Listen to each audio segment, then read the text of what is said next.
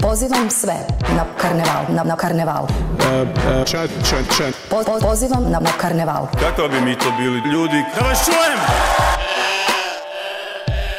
Kako bi mi to bili susjedi? Da vas čujem!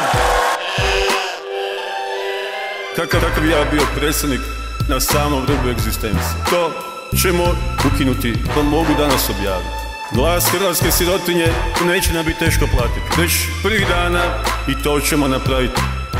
Moje stajalište je također da Unija koja cijelo vrijeme Hrvatsku drži u ruci nije rješenje, nije put, to je to. 5 minuta, cajk. Ja vidim ko ne vidi, cajk. Zato što ja već pola godine ponavljam jedno te isto, da sve zgazili. I svatko ko se dere može biti pjevač. Ali kad sam vidio da nam Mordori arlauču i pjevaju cajk u ruci, 1000 eura, 8.000 kuna. Nećeš, majke ti. Halo. Cajk. Bacaju predsjednika vlade na koljena. Halo. To se moramo svađati. To je Amerika, Bog, čača i zato je jako važno, na kraju krajeva, evo mi ćemo dati ogromne troškove. Infantilno. Ali to neću dublje komentirati jer premijer Halo.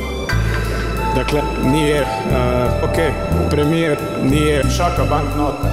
Po ušima ili sa ušima i odavle i puno šire.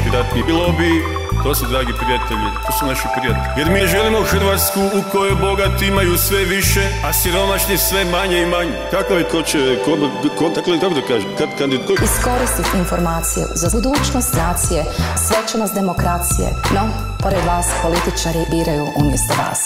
Političari žele biti na vlasti. Upravo ste vi, sudionici u ovoj utrci, bolje iskoristite svoje glasove, to je moćno oružje. No, političke stranke, nezavisne liste, političari ne poštuju mišljenja drugih.